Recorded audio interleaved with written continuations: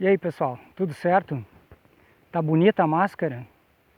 Bonito não é a máscara, bonito é usar a máscara, né? Um equipamento de segurança tão simples e que as pessoas se recusam a usar por inúmeras razões, né?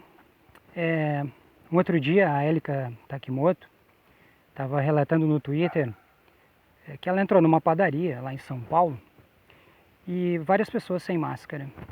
E imediatamente ela pediu que as pessoas usassem a máscara, que colocassem a máscara. E todos olharam, cara feia e má vontade. Aí ela imediatamente disse: gente, por favor, eu posso estar com Covid, eu estou com suspeita de Covid. E aí imediatamente todo mundo colocou. E claro, ela aproveitou a oportunidade para dizer que ela pode ser um assintomático como qualquer um daqueles que estavam dentro da padaria. Esse é o nosso ponto de partida. Usar a máscara ou não. Por que não fazê-lo? Por que não usar a máscara? Por que não tomar uma atitude que é preventiva para si, para o próximo? Por que a resistência em agir em favor do bem coletivo, colocando em primeiro lugar aquilo que se chama de liberdade individual ou liberdade pessoal e tudo que está envolvido nisso, né?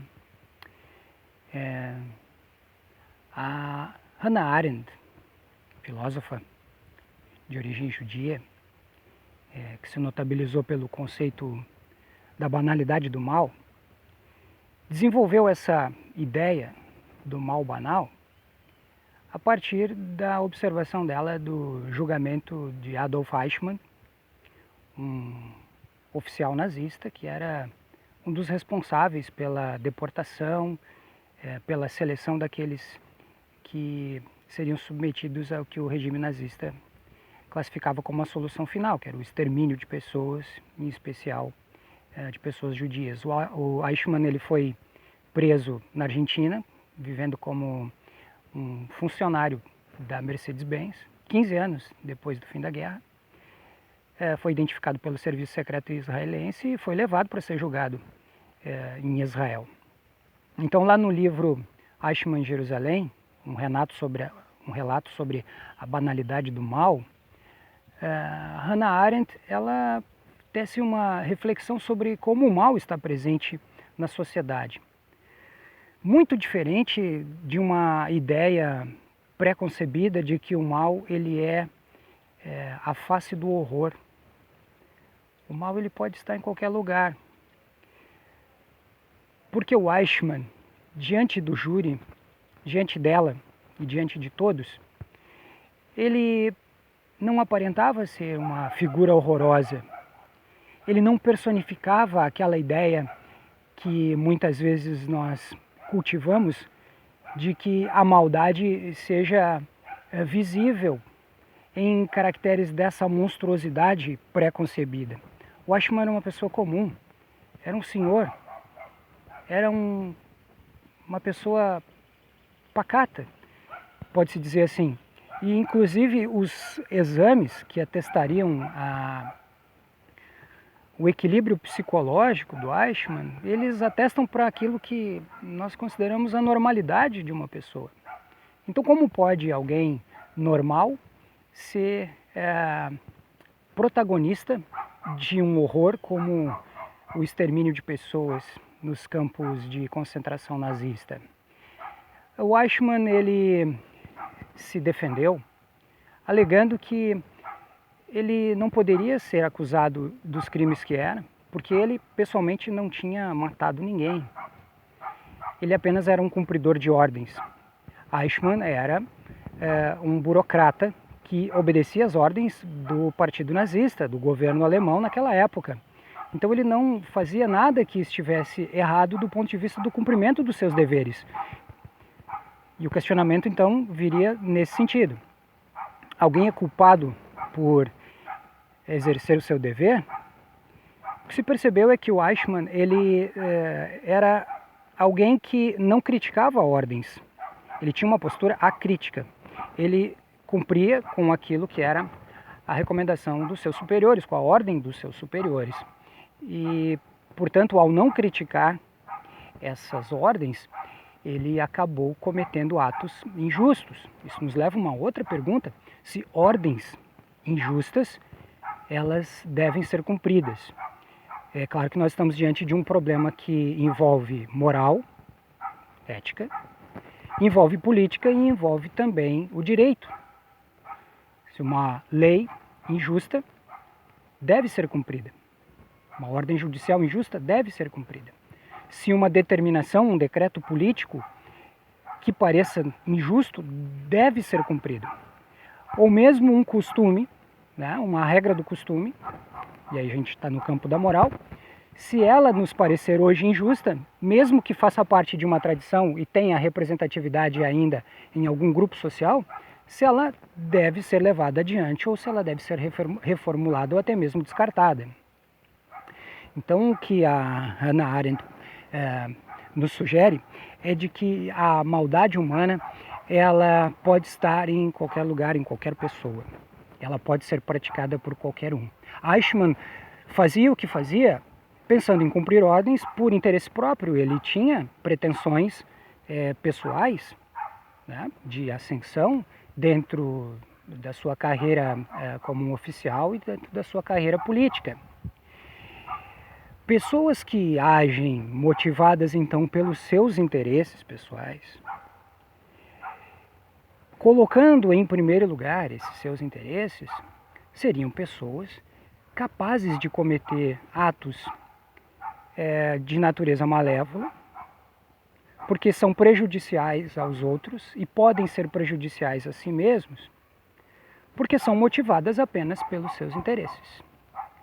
O que nos mostra um traço de egoísmo. O egoísmo tratado dentro da teologia como a origem de todo o mal humano.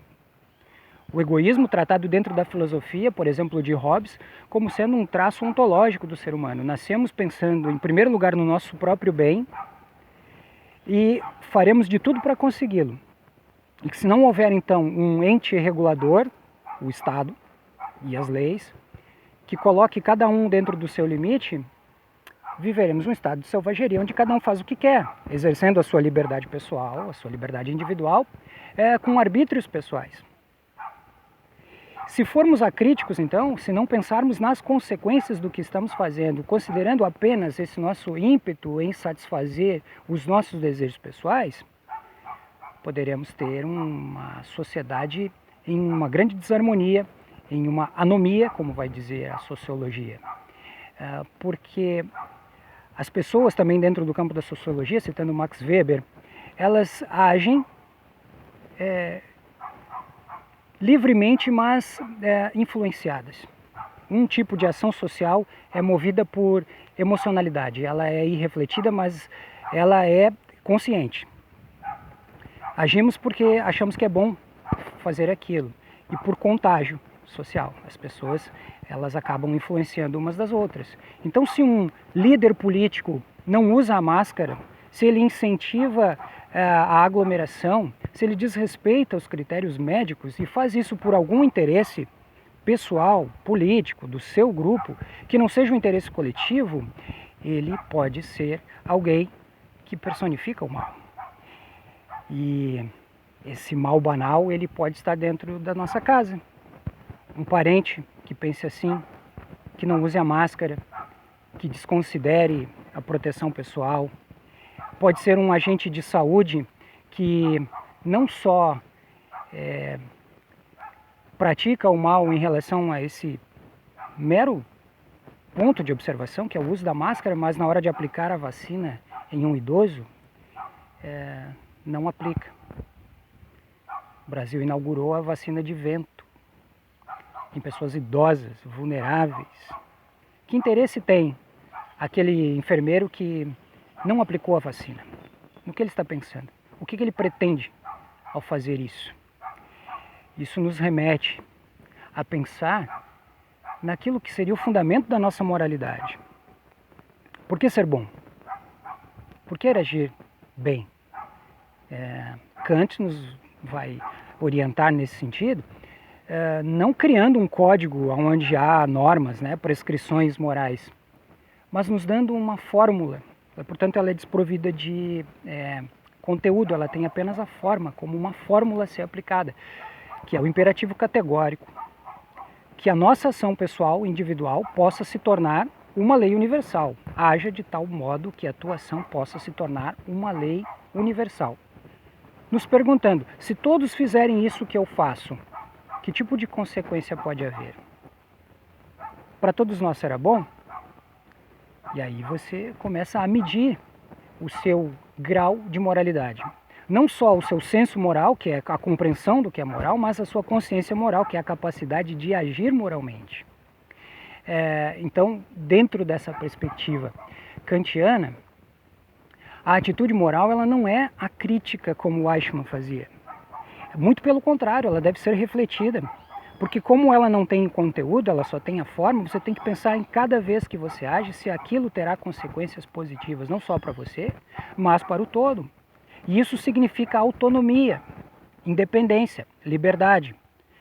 A regra moral, ela é uma lei que você mesmo cria, que a sua inteligência racional, que a sua racionalidade cria para você, e portanto ela é absolutamente livre. Nesse momento você pode se dizer autônomo, mesmo que você siga uma regra que os outros também possam compartilhar. Esta regra não anula a liberdade, porque ela foi dada por você mesmo, é uma regra de autodeterminação. Caso contrário, você agirá com heteronomia, ou seja, agirá pela regra do outro, pelo que o outro está fazendo, pelo que o outro está dizendo, por contágio social do que o outro vem influenciando, seja ele quem for. E aí a gente começa a entender por que as aglomerações, por que o desrespeito com a máscara, por que os interesses colocados sempre em primeiro lugar, os interesses pessoais ou de pequenos grupos, em detrimento do interesse coletivo. Quando agimos em heteronomia, Sartre vai dizer que essa é uma ação de má fé. Má fé porque nós não pensamos naquilo que estamos fazendo, nós abdicamos, nos alienamos da nossa capacidade de reflexão para darmos a nós mesmos regras que sejam moralmente válidas porque colocam em primeiro lugar a dignidade humana e não o nosso próprio interesse. Eu falei de Hobbes e do egoísmo e dessa maldade que parece que lutamos tanto contra ela, criando formas de nos civilizarmos e sempre esbarramos em retrocessos. Imaginem que é difícil fugir de uma característica nossa. Uma característica que a gente pode encontrar dentro da ontologia, da metafísica, dentro da teologia, de que o mal ele está presente no mundo de duas formas.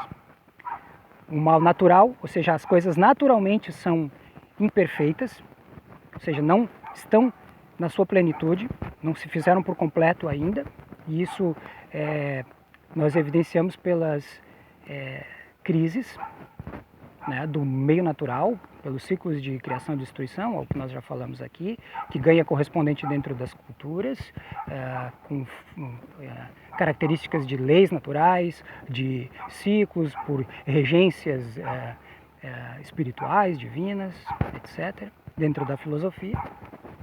Então existe esse mal natural e existe o mal moral, que é aquele que a gente faz deliberadamente, faz porque escolhe. Mas que tem também fundamento no mal natural. O ser humano é um ente natural, consciente, e que opta, às vezes, pela maldade justamente por essa sua imperfeição, por esse traço incompleto e ignorante que ele ainda traz consigo. O Eichmann não escaparia isso. Então, o Eichmann ele foi condenado à morte pelos crimes praticados por ele, porque entendeu-se que, mesmo que ele fosse um cumpridor de ordens, ele tinha consciência do que fazia. Ele estava ciente do contexto, das consequências dos seus atos. Então ele mereceu pena máxima porque o seu crime foi extremo, né? Extremismo político, extermínio de pessoas, e acabou assim se tornando um elemento exemplar para toda a reflexão sobre a banalidade do mal. Eu quero encerrar, depois de falar de um jeito bastante extenso sobre isso, citando em primeiro lugar Aristóteles. A nossa bondade ou a nossa maldade, enfim, a ética e a moral, elas não são inatas, não nascemos com isso. Elas se consolidarão em nós por hábitos. Então, se você considerar a importância de certas atitudes, como usar a máscara, como ser gentil, como ser alguém que dialoga, a campanha da fraternidade sendo lançada hoje no dia que eu estou gravando, né? Que exorta ao diálogo e a uma construção de uma sociedade mais justa por meio do diálogo, o ser humano um ser de palavra, único, como disse Aristóteles, um ser de linguagem, da linguagem nos construímos, na linguagem nos entendemos. Então é por hábito que nós vamos nos tornar bons. Comece praticando bem, mas refletindo no que é bom. Tentando pegar também Kant para si e pensar, o que eu estou fazendo? Seria bom para mim e para todos? Se todos fizerem o que eu faço, como fico eu no meio disso tudo? Como fica a sociedade? Né? Então, com o tempo, nos tornaremos naturalmente bons, porque a bondade ela é um hábito consolidado. Ao dizer isso, termino com um questionamento. O quanto nós nos achamos pessoas éticas e o quanto nós somos realmente éticos? Para a gente pensar nas nossas atitudes do dia a dia, por que fazemos isto ou aquilo e qual é o motivador das nossas ações. Porque é das nossas ações que nós construímos a nossa conduta e com a nossa conduta nós construímos o nosso ambiente. Por hoje era isso, pessoal. Espero ter levado algumas coisas para vocês pensarem, assim como eu fico pensando aqui, né, compartilhando com vocês. Forte abraço a todos, até mais.